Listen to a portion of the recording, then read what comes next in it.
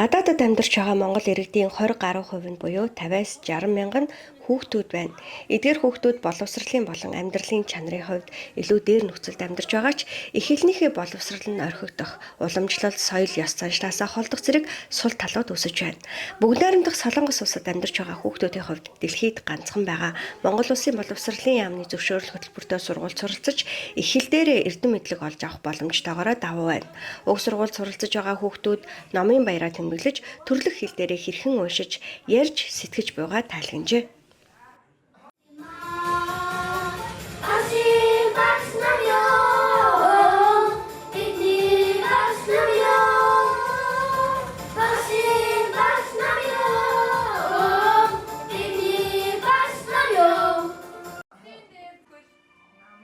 Сөүл хотын зүүн дүүрэгт дах Монгол сургуулийн 1-ээс 12 дугаар ангид 360 гаруй хүүхэд суралцдаг юм а. Анх 1999 онд байгуулагдсан тус сургуулийн жил 26 дахь хаврынхаа төгсөлтийг хийхээр бэлтгэж байна. Хүүхдүүдийн хувьд хаврын хамгийн том арга хэмжээнүүдийн нэг болох номын баяртай эртнээс бэлдэж, анги тус бүртээ багт хуваагдан, уншсан номороо хилцүүлэг өрнүүлэх, бяцхан ном хийж тэмдэглэл хөтлөх зэргээр хичээл зүтгэл гарган оролцож байна. Бэлдсэн үзүүлбэрүүдэд үзүүлэхийн тулд номын баатруудын дүр тойрон хувцлаж, дүрмд хувцас биш, энгийн хувцсаа өмсөд урлагийнхаа танхимд цуглаад байгаа нэг юм. Багангийн сурагчид уншсан номынхоо агуулгаар зураг зурж үзэсгэлэн гаргасан бол ахлах дунд ангийн сурагчид технологиг давуу тал болгон ашиглаж, уншсан номын сэтгэлдээрээ подкаст, видео контент хийж бүтээлч постэр бэлдэн үзэсгэлэн гаргах зэргээр оролцож байна. Намайг Анима гэдэг би Монголоос 2 жилийн өмнө ирсэн. Номын баяр тэнгэр төлгөөтэй бяцлаг гэдэг сэдвийг уншаад зураг зурсан. Ангидаа бас хүлэг чийжлээд асуултуудад хариулна. Тэгээд уншлагын ном гэж нэг ном байгаа. Тэрийг нь сайн ойлгож 3 удаа уншаад дараа нь ардлынхаа асуултанд хариулж бичдэг. Тэгээ бас номын тэмдэглэл гэж байдаг. Тэрэн дээр нь зохиол дээр гарсан зураг зураа. Тэгээ бас зохиолоос ойлгож авсан сургамжаа бичээ. Тэгээ бас зохиолын товч агуулга бичээ, гол дүрээ бичээ, нэрийг бичээ. Уншия гэж ботсны учир нь би өөрийгөө жоох ингэ хөгжүүлье гэж ботсон. Яг мэдгээ. Яг нэг өдөр их ботсон байхгүй юу? Тэгж байгаа тэгээ ном шүтсэн гэхдээ бас гайгүй байна гэж бодсон. Тэгээд тэрнээс хойш ном унших жаа ингээ сонирхолтой болоод тэгээд өөрөө бас ном хөдөлж байгаа тэгээ уншдаг болсон. Гэрээс одоо энэ сургуулийн ирэхдээ метрогоор 2 цаг суугаад ирчих таахгүй юу. Тэгээд тэрний оронд ингээ ном уншаад тэгээд ирээд тэгээд гэртээ яваад л. Ном уншихаар яг ингээд яг тэр дүрт байгаа хүмүүсийн амьдралаар амьдарч байгаа юм шиг санагддаг болохоор амар гоё тэгэд бас ингээд юу идэг яг тэр дүрийнхээ амьдралаар нэг удаа дахиад нэг удаа амьдраад үзсэн юм шиг санагддаг.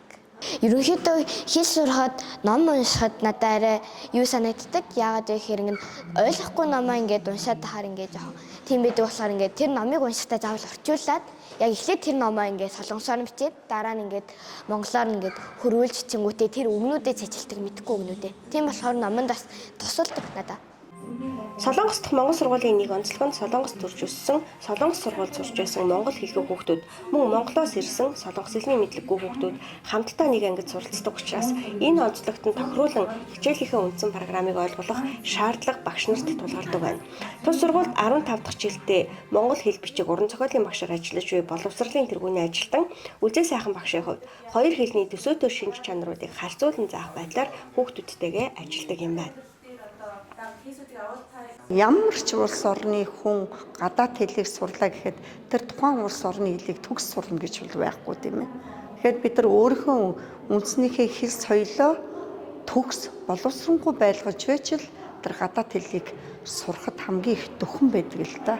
Тийм ч үүднээс манад Монголоос ирсэн хүүхдүүд минь солонгос хэлийг амархан сурах тийм байдал бол их ажиглагддаг. Яг тэгэхээр 1 жил сурж байгаа, 2 жил сурж байгаа, 3 жил сурж байгаа хүүхдүүд маань энэ солонгос хэлний топикийн шалгалт дээр өгөх мөн одоо өөрийнхөө монгол хэлийг солонгос хэлтэйгээ бас харьцуулан үзэх тийм арга хэлбэрүүдийг бас багш минь хувьд бас ингээд ажиглал явж байдаг л та. Манай хүүхдүүд монгол хэлээ илүү сайн одоо сурч мэдээгүй эхлээд бид нар монгол хэлний үгийн сан ариунтай баймаар байна. Тэгэхийн тулд одоо монгол номтойгоо илүү их ойр дотн баймаар байна. Зөвхөн бүгд найрамдах Солонгос улсад ч биш гадаадд байгаа дийлэн хүүхдүүдэд монгол хэлээр чөлөөтэй ярих, өөрийгөө илэрхийлэх орчин дутмаг байдаг тул хичээлийн цагаар хязгаарлах биш, хичээлээс гадуурх олон нийтийн ажил арга хэмжээнүүдийг зохион байгуулах нь хүүхдүүдийн их хэлээ сурах, ярих сонирхлыг нь нэмэгдүүлдэг байна. Мөн зөвхөн сургуулийн орчноор хязгаарлаа зогсохгүй эцэг эхчүүд хүүхдүүдтэйгээ цаг зав гарган байнга ярилцаж байвал үр дүнтэй байдаг талаар багш нар туршлагаа хуваалцаж байна. Мэдээж ингээд багш нар болгоны ингээд арга барилууд байна, сургуулийн янз бүрийн үйл ажиллагаанууд байна. Тэднэр дотроос миний хамгийн их надад мэдрэгдсэн зүйл минь ийм байсан. Нэг ангийнхаа нэг багш нь ингэдэг байсан. Өнөөдөр ингээд за юу яаш өнөөдөр би ингээд эсгэгчүүдэд дамжуулах багш юм та нарт ярина шүү. Тэгэхээр та нар энийг ингээд очиод эсгэгчдэд дамжуулаарай. Тэгвэл эсгэгчүүд нь орой багшийн групп руу миний охин надад өнөөдөр юу ярьсан бэ гэдгийг би бичдэг.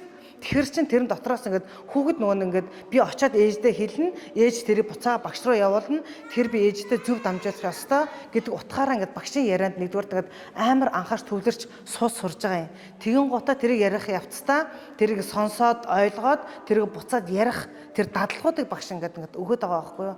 Тэр энэ дасгал надад бас ингээд маш их үр дүнг өгсөн гэж би харж байгаа. Гэх мэтчлэн ингээд сургуулийн үйл ажиллагаанаа бүх үйл ажиллагаанаар болоход манай Монгол сургуулийн онцлог нь яг үгээр ангаараа оролцдог. Зөвхөн ангийн шилдэг, дуулдаг, шилдэг, ярьдаг, шилдэг уншдаг хүүхдүүд юм биш. Ангаараа оролцдог учраас хүүхэд болгон ингээд янз бүрийн үйл ажиллагаанд ингээд хамтдаа оролцох явцдаар ингээд бид нар нүдэнд харагдахгүйгээр хөгжүүлээд ингээд байнга явагдчихэдэг. Солонгос улсад ажиллаж амьдарч буй монголчууд тодорхой хугацааны дараа эх орондоо буцдаг. Урт богино ямар ч хугацааны дараа буцсан хүүхдүүд нь эх орондоо очиод суралцахад боловсролын хувьд хоцрогдсон, завсарсан байх вэ гэдэг санаа зовж Монгол сургуулийн анх байгуулж байсан гэж тус сургуулийн захирал хатагтай Иган ярьж байна. Анх өдөр өнжүүлэх төв хэлбэрээр үүсэж байсан сургууль 2006 онд Монгол Улсын боловсролын яамнаас албан ёсны зөвшөөрлөө авснаар төгсөж буй хүүхдүүд нь дэлхийн аль ч оронд хүлээн зөвшөөрөгдөх боловсролын гэрчлэгээтэй хос хэлтэй төгсөж Монголдо төдий үе дэлхийн шилдэгтэй сургуулиудад сурсан. Ажил амьдрал дээр ч амжилттай байгааг хараад урам зориг авдаг гэлээ. Яаж зүгээр байх юм сонгийг нь шилдээд явлаа. 한국에 이런 학교를 만들려고 Манай Монгол сургуулийн сурагчид их хэл дээрээ ерөнхий боловсрол эзэмшиж хажуугаар нь солонгос хэлийг анхан шатнаас гүнзгий түвшинд хүртэл сурдаг учраас төгсөөд аль ч улсад суралцах, Монголдо очиод их хэлээ ашиглан сайн ажилтай болох гэх мэт давуу талуудыг олж авдаг. Бидний хувьд их хэл дээр нь боловсролыг чанартай болгохын тулд Монголоос сайн багш нарыг сонгон шалгаруулалтаар авчирхаас гадна өнөөдрийн Номын Баярын адил хичээлээс гадуурх хөтөлбөр зохион байгуулах зэргээр хүүхдүүдэд жигт хөгжүүлэхийг хичээдэг. Бид ирээдүйд эх орондоо очиж салбарт бүрт тэргүүлэх олон талын ур чадвартай манлайлагч хүүхдүүдийг бэлтгэн гэсэн алсын хараатай ажиллаж байна. Номын Баяртаа идэвхтэй оролцож уншсан номын жагсаалд жүжигчилсэн тоглолт бүтээлч контентуудаар шалгарсан хүүхдүүдэд шагнал гардуулан эх жилийн Номын Баяр хүртэлх бүх ангиудын дунд номын марафон эхэлснийг зарснаар Солонгос дахь Монгол сургуулийн 3 дахь удаагийн Номын Баяр энх өндөрлөө. Сөүл хот Монгол чанар сурвалжллаа.